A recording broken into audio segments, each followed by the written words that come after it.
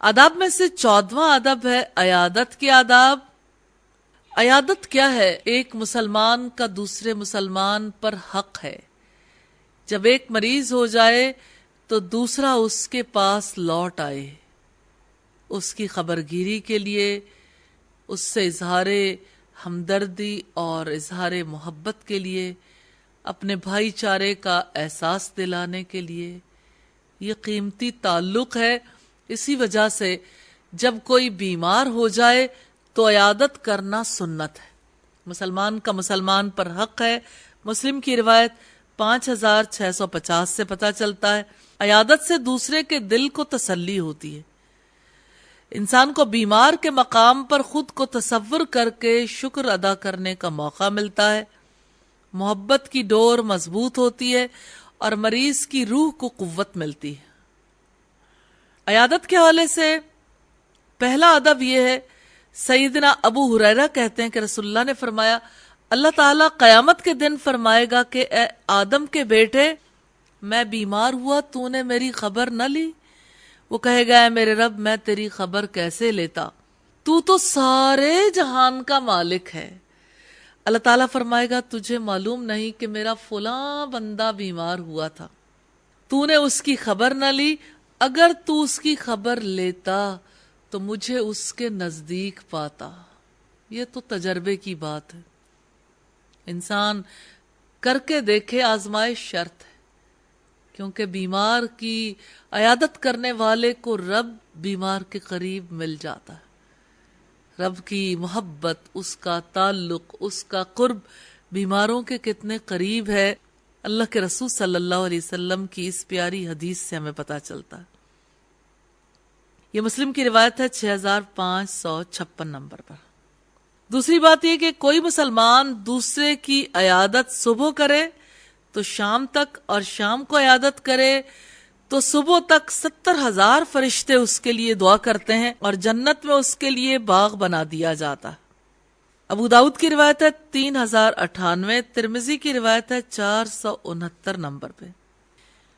وہ خوش نصیب ہیں جنہیں عیادت کرنے کا موقع ملتا ہے 70,000 فرشتوں کی دعائیں، اور پھر جنت میں بننے والا باغ۔ کیسے انسان لوزرز میں ہو سکتا ہے؟ جس کو اس حقیقت کی سمجھ آ جاتی ہے، اس کے لیے بیماروں کے پاس جانا سب سے محبوب فعل بن جاتا ہے۔ عیادت کرنے والے کو فرشتے مبارکباد دیتے ہیں اور جنت کی خوشخبری دیتے ہیں۔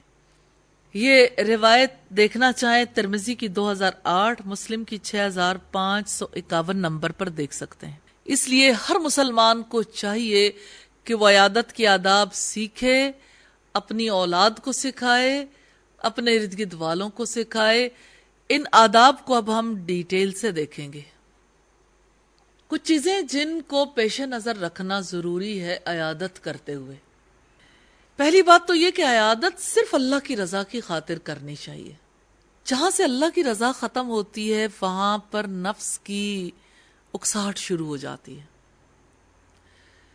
جب کوئی اور مقصد بن جاتا ہے، کوئی اور چیز انسان کے پیش نظر ہوتی ہے، نیت بدل جاتی ہے، عیادت کے وہ سارے فوائد ختم ہو جاتے ہیں۔ نہ 70,000 فرشتوں کی دعائیں، نہ فرشتوں کی مبارکباد، نہ جنت کی خوشخبری، نہ جنت کا گھر، اور نہ ہی رب تعالیٰ کی قربت۔ اللہ کی رضا کی خاطر عیادت کرنی چاہیے۔ مسلمان جب کسی کی عیادت کرتا ہے تو اللہ کا حکم سمجھ کر کرتا ہے، اس پر ثواب کی امید رکھتا ہے، خلوص دل کے ساتھ مسلمان بھائی کا حق ادا کرنا چاہتا ہے۔ اس اخلاص کی وجہ سے باہمی محبت بڑھتی ہے۔ دوسری بات یہ کہ جب کسی کا مرض طویل ہو جائے تو خاص طور پر عیادت کرنے میں دیر نہیں لگانی چاہیے، بلکہ اس کے لیے جلدی جلدی جانے کی کوشش کرنی چاہیے۔ یہ طریقہ مناسب نہیں کہ انسان اپنے کاموں میں مشغول رہے اور جب اللہ تعالی مریض کو شفا دیں پھر ملاقات کے وقت یہ کہے کہ میں آپ کی ملاقات کی نیت ہی کرتا رہا، کیونکہ اس طرح انسان دوسروں کو تکلیف میں مبتلا کر دیتا۔ تیسرا ادب یہ کہ مریض خواہ کتنا ہی چھوٹا ہو، اس کی عیادت کرنی چاہیے، کہ نبی صلی اللہ علیہ وسلم کے پاس جب ان کی بیٹی نے پیغام بھیجا کہ وہ ان کے بیٹے کو دیکھنے آئے، آپ اٹھے اور آپ اس طرف گئے۔ بخاری کی 7377 نمبر روایت سے پتا چلتا ہے۔ امام بخاری نے اس پر باب باندھا ہے، باب ہے عیادت الصبیان، یعنی بچوں کی عیادت کرنا۔ چوتھی بات یہ ہے کہ مردوں کا عورتوں کی اور عورتوں کا مردوں کی عیادت کرنے میں کوئی حرج نہیں۔ بخاری کی 5654، مسلم کی 1376 نمبر روایت سے پتا چلتا۔ امام بخاری نے اس بارے میں باب باندھا ہے، اور باب ہے عیادت النساء، یعنی عورتوں کی عیادت کرنا، الرجال مردوں کی، یعنی عورتیں مردوں کی عیادت کر سکتی ہیں۔ اور پھر لکھتے ہیں کہ ام الدرداء اہل مسجد میں سے ایک انصاری کی عیادت کرنے کے لیے آئیں، اور اسی طرح نبی صلی اللہ علیہ وسلم نے ایک مسکین عورت کی عیادت کی جبکہ وہ بیمار ہو گئی۔ یہ روایت التمہید کی ہے، اور ابن عبد البر نے والیوم 6 پیج 254 پر اسے تحریر کیا ہے۔ اس لیے مردوں کا عورتوں کی عیادت کرنا اور عورتوں کا مردوں کی عیادت کرنا اس وقت تو درست ہے جب فتنہ نہ ہو اور سب کو تقوی کی حرص ہو، اور غض بصر کے اصول پر کاربند ہو، اور جب عورت کی عمر بڑی ہو۔ پانچویں بات یہ کہ مشرک کی عیادت اس امید پر کہ شاید وہ مسلمان ہو جائے یا وہ ہمسایہ ہو، درست ہے۔ بخاری کی 5657 نمبر روایت سے پتا چلتا۔ چھٹی بات یہ کہ جب مریض کے حالات بہت خراب ہوں، مرض شدت اختیار کر جائے، حتیٰ کہ وہ بے ہوش ہو جائے، تب بھی عیادت کرنی چاہیے۔ بخاری کی روایت ہے 5651 نمبر پہ۔ ساتویں بات یہ کہ پیدل جا کر عیادت کرنے کا بڑا اجر ہے۔ بخاری کی 5664 نمبر روایت سے پتہ چلتا ہے، اور سوار کے مقابلے میں پیدل چل کر آنے کا ثواب زیادہ ہے۔ دور کی مسافت میں مشقت ہو تو سوار ہو کر آنے میں کوئی حرج نہیں ہے۔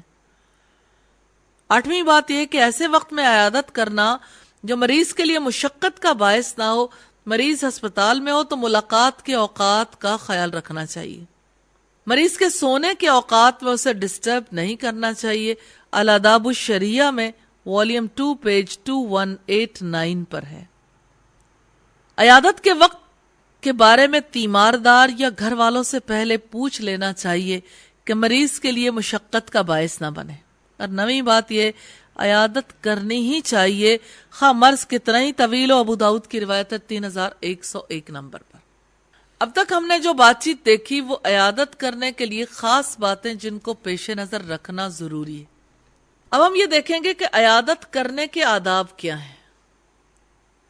پہلا ادب یہ کہ مریض کے گھر والوں سے ان کی اور مریض کی صحت کے بارے میں پوچھنا چاہیے، کیونکہ گھر والوں سے سوال کرنا ان کے دل کو سکون دیتا۔ بخاری کی روایت ہے 6266 نمبر پہ۔ دوسرا ادب یہ کہ مریض کے سر کی طرف بیٹھنا چاہیے کہ یہ سنت رسول ہے۔ بخاری کی 1356 نمبر روایت سے پتا چلتا ہے اس سے مریض کے لیے راحت ہے اور وہ انس محسوس کرتا ہے۔ عیادت کرنے والے کو مریض کے سر پر ہاتھ پھیرنا چاہیے، دعا کرنی چاہیے یا مریض کے ہاتھ کو پکڑنا چاہیے۔ تیسرا ادب یہ کہ مریض سے اس کا حال پوچھنا چاہیے، یہ بھی نبی صلی اللہ علیہ وسلم کی سنت ہے۔ ترمذی کی 983 نمبر روایت سے پتا چلتا ہے مریض کے ساتھ بھلائی کے علاوہ کوئی بات نہیں کرنی چاہیے، اللہ تعالیٰ ہی کی حمد و ثنا کرنی چاہیے۔ چوتھا ادب یہ ہے کہ مریض کو ثواب کی خوشخبری دینا اس کے لیے تکلیف برداشت کرنے کو آسان کر دیتا ہے اور وہ اللہ تعالیٰ کی تقدیر پر راضی ہو جاتا ہے اور روحانی طور پر بلند ہو جاتا ہے۔ اس لیے بیماری پر صبر کرنے کے ثواب کا ذکر کرنا چاہیے۔ ابو داؤد کی روایت ہے 3092 نمبر پر، ابن ماجہ کی روایت ہے 3470 نمبر پہ، صحیح ابن ماجہ کی روایت ہے 2794 نمبر پر۔ آپ صلی اللہ علیہ وسلم مرض میں اللہ تعالیٰ کی حکمت کا تذکرہ کرتے تھے۔ بخاری کی روایت ہے 5641 اور 5642 نمبر پر ہے۔ پانچواں ادب یہ کہ مریض کو دعا دیتے ہوئے اس پر اپنا ہاتھ رکھنا چاہیے، اس سے محبت کا اظہار ہوتا ہے اور مریض کے دل کو تسکین ملتی ہے اور اس کے بڑے اثرات مرتب ہوتے ہیں۔ بخاری کی 1295 نمبر روایت ہے اور ابن بطال کہتے ہیں مریض پر ہاتھ رکھنے میں اس سے انس کا اظہار ہوتا ہے، اور مرض کی شدت میں جب اسے دعا دی جاتی ہے تو وہ عافیت محسوس کرتا ہے۔ بعض اوقات دعا سے اور ہاتھ پھیرنے سے مریض کو شفا مل جاتی ہے، خاص طور پر جب عیادت کرنے والا صالح ہو۔ فتح الباری کی روایت ہے، والیوم 10 پیج 126۔ چھٹی بات یہ کہ عیادت کرنے والا صالح ہو تو وضو کرے اور بچنے والا پانی مریض پر چھڑک دے کہ یہ نبی صلی اللہ علیہ وسلم کا طریقہ ہے۔ بخاری کی روایت ہے 5651۔ حافظ ابن حجر کہتے ہیں یہ بات چھپی ہوئی نہیں ہے کہ جب عیادت کرنے والا ایسا ہو تو مریض کو برکت ملتی ہے۔ فتح الباری کی روایت ہے، والیوم 10 پیج 138 پر۔ ساتواں ادب یہ کہ مریض کو تقدیر پر صبر اور اللہ کے حکم پر راضی ہونے کی تلقین کرنی چاہیے۔ یہ جنت لے جانے والے اعمال میں سے آل عمران کی 146، البقرہ کی 155، ترمذی کی 2398، ابو داؤد کی 3090 نمبر روایت ہے۔ آٹھواں ادب یہ کہ مریض بعض اوقات تقدیر پر ناراض ہوتا ہے، اسے تقدیر کو برا بھلا کہنے سے روکنا چاہیے۔ مسلم کی روایت ہے 6570 نمبر پہ۔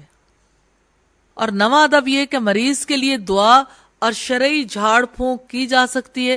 نبی صلی اللہ علیہ وسلم کے اس بارے میں اقوال ہیں اور آپ صلی اللہ علیہ وسلم کا فعل ہے، اور حضرت جبریل نے نبی صلی اللہ علیہ وسلم پر یوں جھاڑ پھونک کی تھی، بسم اللہ ارقیک من کل شیء یؤذیک من شر کل نفس او عین حاسد اللہ یشفیک بسم اللہ ارقیک۔ مسلم کی روایت ہے 5700 نمبر پر۔ اللہ تعالیٰ کے نام سے ہر اس چیز کے شر سے جو آپ کو تکلیف دینے والی ہو، ہر نفس یا حسد کرنے والی آنکھ کے شر سے میں آپ کو دم کرتا ہوں، اللہ آپ کو شفا دے گا، میں اللہ کے نام سے آپ کو دم کرتا ہوں۔ پھر مریض پر معوذتین پڑھ کر پھونکنا مستحب ہے۔ بخاری کی روایت ہے 5735 نمبر پہ۔ دسواں ادب یہ کہ مریض کو موت کی تمنا سے روکنا چاہیے۔ نبی صلی اللہ علیہ وسلم نے حضرت عباس کی عیادت کی جبکہ وہ مریض تھے۔ حضرت عباس نے موت کی تمنا کی تو ان سے نبی صلی اللہ علیہ وسلم نے فرمایا، اے چچا موت کی تمنا نہ کرو، پھر اگر آپ نیک ہو تو آپ کو مہلت مل جائے گی اور نیکیوں میں اضافہ ہوگا اور آپ کے لیے بہتر ہوگا، اور اگر آپ گناہ گار ہو تو توبہ کرنے کا موقع مل جائے گا اور یہ بھلائی کا باعث ہوگا، اس لیے موت کی تمنا نہ کرو۔